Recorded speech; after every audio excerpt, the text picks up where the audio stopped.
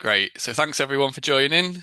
Hi everyone. If we haven't met before, my name's Joe Husband. I'm the Learning and Development Consultant here at Cornerstone Resources. Today's session is all about one of the most common areas where managers and employers can unintentionally create risk, which is around absence management. Over the next 25 minutes, we're going to explore un what what can happen really when employees and managers create unnecessary risk, what those top risks can look like, and more importantly, some practical ways to approach them with confidence as well. So today isn't about getting quite, it's not a legal masterclass if you like, or a deep dive into policy wording. It's more about good judgment, good conversations, and practical management as well. Just to help us keep to time, just want to ask if you could just stay on mute if you're not speaking. Today, it won't involve much speaking, to be honest, from your side. It'll be more about interacting with some of the scenarios that I bring up on screen, because I do believe that's a good way to learn, thinking about things in a real sense, what that can look like, what those risks could look like in a practical environment as well. I'm recording this session as I've just mentioned, so we'll send this round afterwards, and also send around the slides so you have them available too. You'll see on screen there is a QR code. If you have any questions throughout the session, please feel free to scan that and send, and it'll take you to a page where you can add some questions. If you could just put your name and your email, that's also helpful if we can come back to you afterwards if we're unsure on that question. But my colleague Heather has joined us today, who will help with that Q&A section in the last 5 minutes of our session today. So let's get started. This is what we're going to cover today. So we're going to explore these five different ways of, or the five different absence management risks. So the first one is knowing when to act. One of the biggest mistakes we see is waiting too long because nobody wants to make a difficult conversation or wants to make a difficult conversation feel uncomfortable. We'll then move into responding with curiosity rather than assumptions. Patterns in attendance are really worth noticing, but noticing isn't the same thing as concluding, so we'll look at that a little bit. Then after that, we'll think about looking beneath the surface because sometimes absence is the issue we can see, but not necessarily the issue that's driving it. And that's something you want to explore when you're an employer or a manager. And then also we'll spend some time exploring fair decision making. So one of the myths in management is that fairness means treating everyone exactly the same, when in reality it often means applying the same principles while recognizing different circumstances. So we'll get into that a little bit.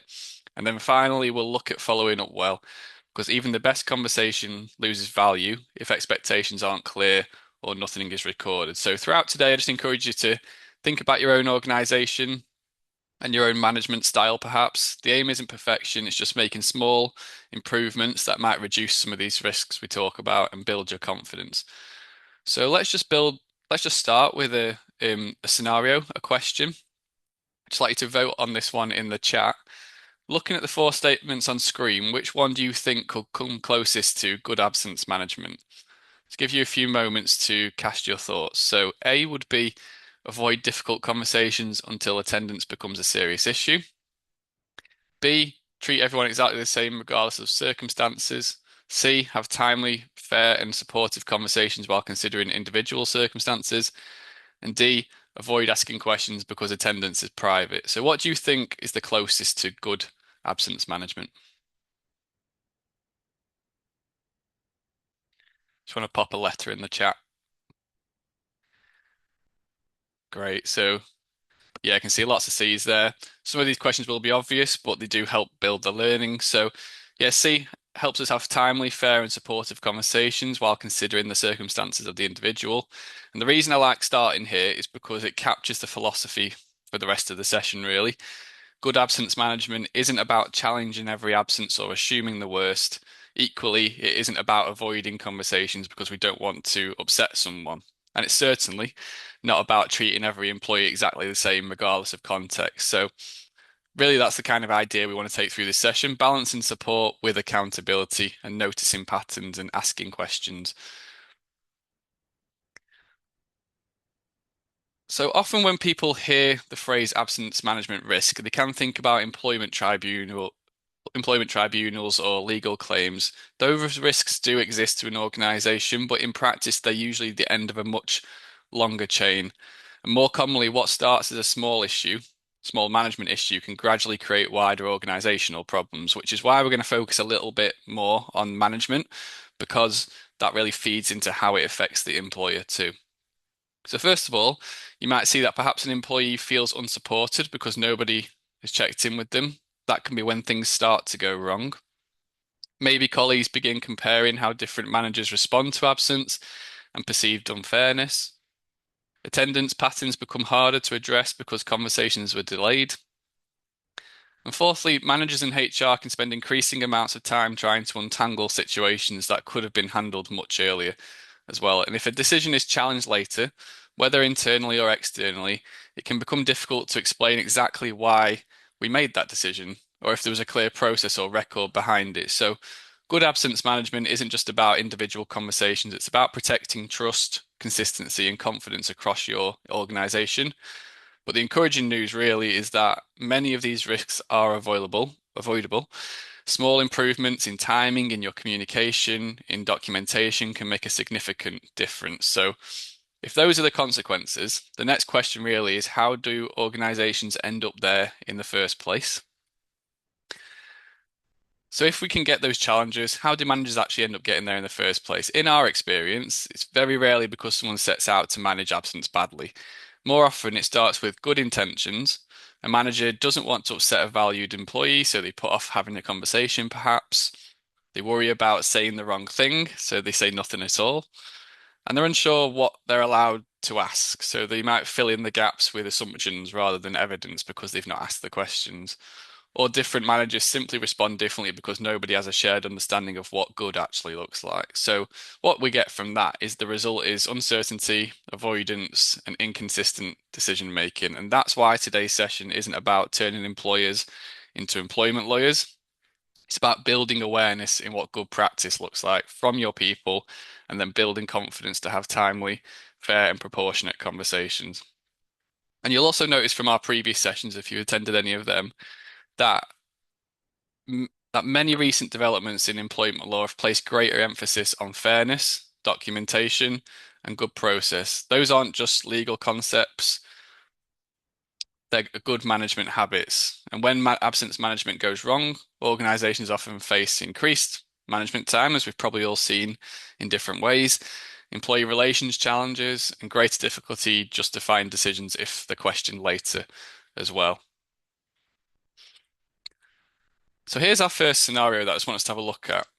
So let's just try and understand the scenario, and then I'm going to ask you a question around it. So Alex has had 4 one-day absences over an 8-week period. The manager likes Alex, believes the absences are genuine, and worries that bringing attendance up could damage trust or make Alex feel accused of something. So they decide to wait another month before mentioning it. I'd just like you to vote. Which decision here creates the greater long-term risk? So just take a few seconds and make your choice. So we've got A, planning a supportive check-in conversation, B, delaying the conversation to avoid discomfort, C, monitoring attendance while gathering information, or D, recording the pattern and reviewing it. So which creates the most risk or the longer term risk?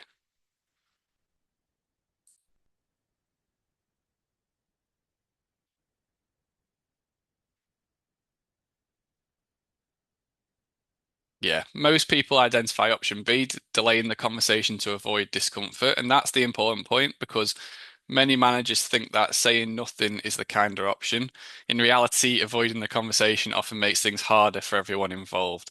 So that's something, again, I know we're coming at this from an employer angle, but the idea is to be encouraging your managers to be having these conversations because patterns become more established, opportunities to offer support are missed when we don't have these conversations, and then expectations can remain unclear. So why does acting early actually matter? Actually having the conversation. Acting early prevents patterns becoming entrenched in the organization or in the situation. It creates opportunities to offer support. It sets expectations before frustration builds. It often keeps conversations informal rather than actually having to go to some of those formal actions later. And the acting early conversation could look a bit like this 5-step approach that I've got on screen. First, we've got to notice the pattern. So managers shouldn't just ignore information in front of them. That's the first thing somebody will do. Second, check in with the employee. Something as simple as I've noticed a few recent absences and wanted to see how you're doing. It can be as simple as that. Third, understand so you can ask open questions and genuinely listen to the response. Fourth, agree what happens next. Perhaps no action is actually needed as a result of doing steps 1 to 3. Or perhaps some support would help, and perhaps you just simply agree to keep things under review. And then that's where we get to the fifth step, which is review. We shouldn't just assume everyone will remember the conversation or that the issue has disappeared forever. The important thing is that this isn't a disciplinary meeting, it's a supportive management conversation. And in fact, actually acting early often prevents things from becoming formal later on. So I'd always encourage managers to make a brief note afterwards, and we'll come on to how important documenting is. It doesn't need to be pages long, just enough to record what was discussed and what was agreed, because good records create clarity for both you, the manager, and the employee. But even when managers do have conversations, another challenge can often appear. So let's just look at this scenario. Imagine Sam has had 4 short absences this year. Manager A logs them and has a brief well-being check-in. Manager B ignores them completely. Manager C immediately starts talking about disciplinary action.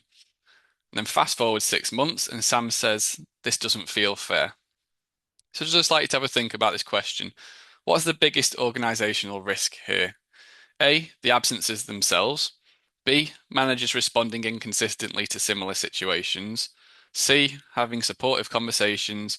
Or D, recording attendance. So what's the biggest risk to the organization here?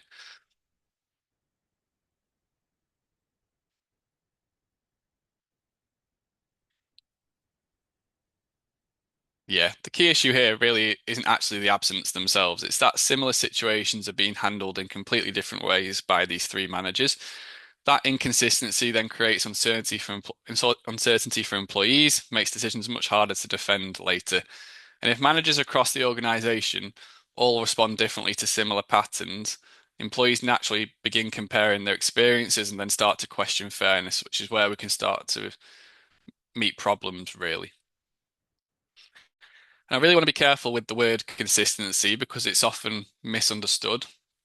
Consistency doesn't mean every employee receives exactly the same outcome. It means managers apply the same principles, ask similar questions, follow the same broad process, and make reasoned decisions. That's the key thing, really. Policies should provide a framework for people, but they don't remove the need for judgment. So if you just think about, for example, refereeing a football match, I know the World Cup's quite relevant at the moment.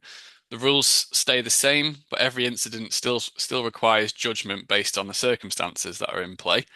That's exactly the same with absence management. If 2 employees have genuinely different situations, different responses may be entirely appropriate.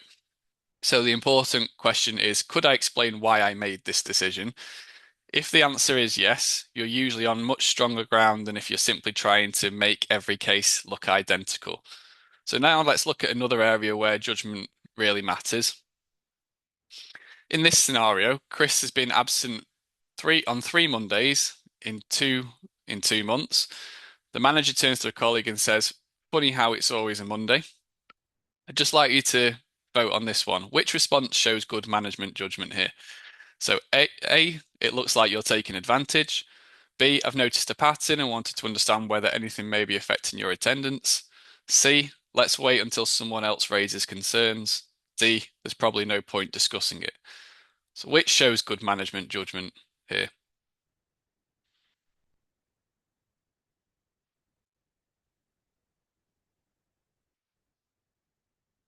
Yeah, so we can see B coming through there again. I've noticed a pattern and wanted to understand whether anything may be affecting your attendance. That's I know that one looked quite obvious, that question, but we have seen the other 3 as well, which is why I've put it on screen. It's because good managers distinguish between noticing and concluding. A pattern is something to explore. It isn't proof that you've already worked out what's happening. 3 Monday absences could reflect misconduct. Equally, they could relate to caring responsibilities, medical treatment, mental well-being, medication schedules, or something entirely different. And those things need to come into your decision making and your judgment. So the role of a manager is to stay curious long enough to understand before reaching any conclusion. So Joe, this is one of my favorite. is Sorry, it did someone is speak it then? Sorry, Joe, just Yeah. quickly to clarify, if possible, please. With these absences, is it when employee just not attending work without giving any explanation, or even if they do give explanation, you still like watching the pattern, or is there any distinguish between different situations? Yeah, and I think that's what we're saying, that you would monitor the pattern and still have the conversation, but it's about having that conversation to understand the context, and then from there you would make the decisions that you would take. So it might be that someone has taken absence and their reasoning is misconduct, and you might then progress things a little bit, or the reasoning could be some of these different things that I was just mentioning around perhaps there might be some personal circumstances that they've got that really play into why they're off. And then that might change how you respond to that person. But the key thing is that you took a consistent process and consistent principles are in place in how you have the conversation, but the decision making might be a different outcome, if that Thank makes you so sense. much. Thank you, Joe. No, thank you. And I understand there's nuance to it and there's complexity in it as well. To appreciate the question. So this is one of my favorite slides of this presentation, really, because it's such an easy trap to fall into.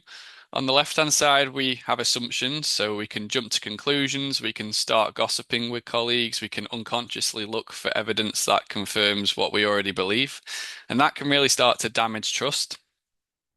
And then on the right-hand side, we have a much healthier approach. So we have noticing the patterns and without assuming causes, asking open, non-leading questions, listening, hearing perspectives, and gathering evidence. And then fourthly, decide. So choosing actions grounded in facts as well. And in that order, to be honest, as well, because one phrase I'd encourage you to remember is that patterns are evidence to explore, not evidence to conclude, which is really sums up what I've been saying so far. Managers should notice patterns, but they should avoid filling in the blanks before speaking to the employee. And that mindset really leads to much fairer conversations. So now let's move on to another common situation that unearths another risk. We've got Morgan's attendance has changed over the last few months. They've had a number of absences. They seem quieter than usual, but they haven't disclosed anything formally. Meanwhile, we've got colleagues have started to speculate about what might be going on. So I'd just like to vote on this question. What is the biggest risk for the manager here? A, focusing only on the absence and missing possible underlying causes. B, offering support too early. C, speaking privately with the employee. Or D, asking open questions. What's the biggest risk?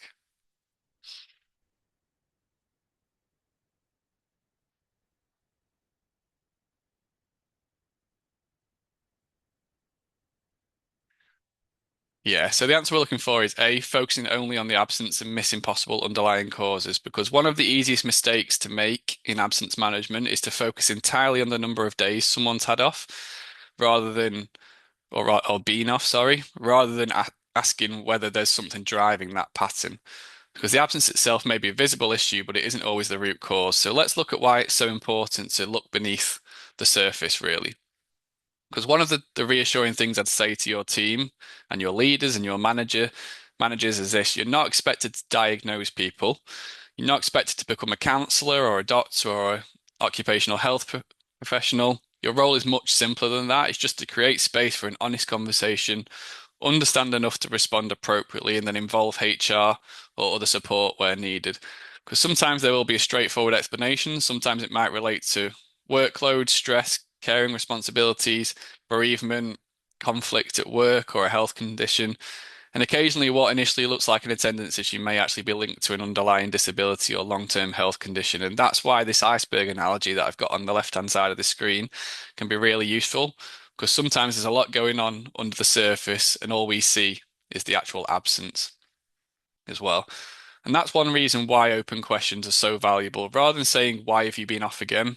you might say, "I've noticed a few recent absences and I wanted to check in. Is there anything affecting your attendance or anything we should be aware of so we can support you appropriately?" And the aim isn't to pry into someone's private life, it's just to understand enough to make a fair and informed decision, which brings us to one of the biggest misconceptions in management, really. This is a situation that generates a lot of discussion. We have two employees with broadly similar attendance records. Employee A has medical advice recommending temporary work adjustments. Employee B does not. The manager responds differently to each. I'd just like you to have a think about the question and cast your vote. Which statement is most accurate? So we've got fairness means identical treatment as A. B, fairness means applying the same principles while considering individual circumstances. C, managers should avoid flexibility to prevent complaints. And D, employees should always be told why colleagues are treated differently. So what do you think here?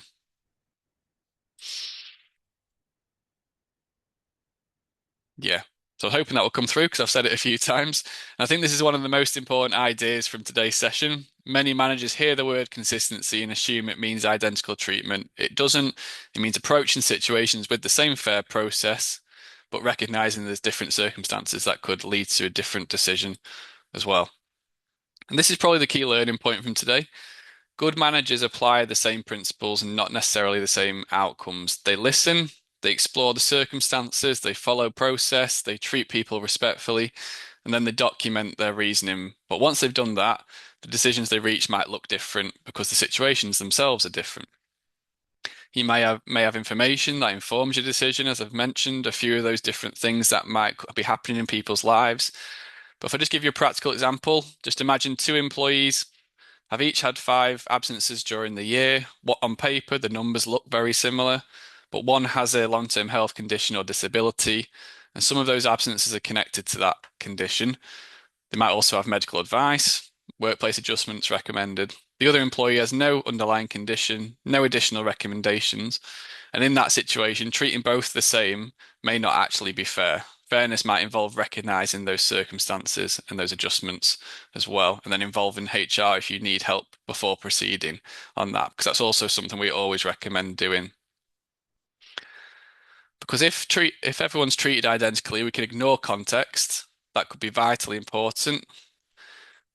And that consistency really is about your decision-making process, not your final decision as well. So really the idea is that if you were challenged later, could you really explain why you made this decision? Would you be able to evidence the process you took as well? If the answer is no, you really need to document your reasoning more often. And this is a conversation many managers have experienced. Someone might even say, because I'm realistic enough to know that people talk in organizations, someone might say, why does Alex get flexible arrangements when I don't? Or why was my absence managed differently? The temptation can be to defend your decision by explaining the other person's circumstances, but rarely that's appropriate. Managers should avoid discussing another employee's health, personal situation, or confidential information, and instead bring the conversation back to principles as well. So a response like the one on screen might work well. We aim to treat people fairly while considering individual circumstances. I can't discuss someone else's situation, but I'm happy to explain how we're approaching yours. Sometimes you just have to be honest, respectful, and protect confidentiality. And it also reinforces something we've been talking about throughout today, that fairness isn't always visible. There may be information influencing the decision that other employees quite rightly just never see. And as managers, as employers, our job is to make sure every out isn't to make sure every outcome is identical. It's to make sure every decision is thoughtful, reasonable, and fair. So hopefully that's helpful in some way. I understand this is a very difficult situation if this happens, but that's the reality when it comes to this kind of situation. What I'm going to do is just move past this question. I will send through the slides afterwards, but I want to just make sure that we do finish on time and you get a chance to answer some ask some questions afterwards if we get to. But do have a look at this question when we get through, or after the session, sorry.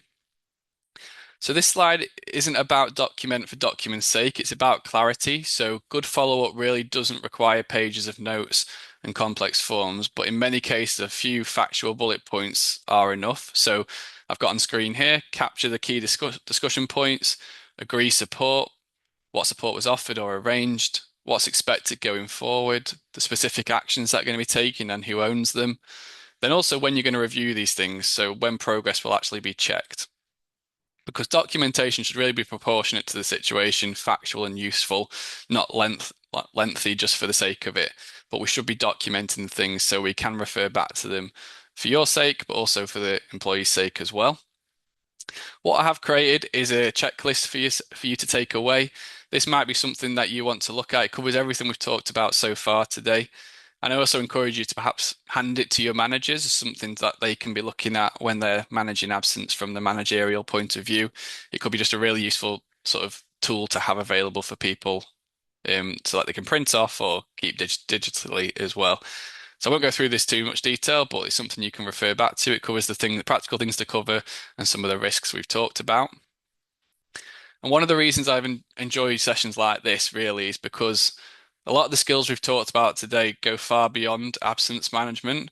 If we think about what we've actually been talking about, we've talked about noticing patterns, having timely conversations, asking thoughtful questions, listening carefully, making balanced decisions, and also applying fair principles and documentation.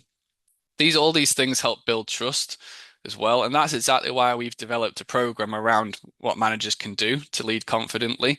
So I just wanted to highlight this to you. If you have managers that you want who think could develop skill sets in these different skills that I've got on the left-hand side, I'd really encourage you to put them on our course that is going on in September and October. Or if you want to have a chat with me ahead of that to understand a bit more about it, feel free to book in via my Calendly, which will be on my email signature afterwards. Or just send me an email. That's absolutely fine. But it's something that really talks about some of these skills that could really support your managers if you would like them to go on a course like this as well. So I appreciate that's a whistle stop tour. We'll just go to question time now. Don't know, Heather, has anyone put any questions in the Mentimeter? Just checking for you now. Nothing Thank at you. the moment. No problem. If anyone does have any questions, do feel free to put them in there or in the chat, or we could follow up with us afterwards, and me and Heather can support you with any questions that you have as well. But yeah, thank you everyone for your time. I will finish there because I know we're nearly at 1 o'clock. Appreciate you joining, and hopefully that was a helpful session. If you have any questions, please let us know. I will send through the slides and the recording on Monday, just to let you know that's when it will come. But thank you again, and hope you have a great day, everyone. Thank you. Thank you.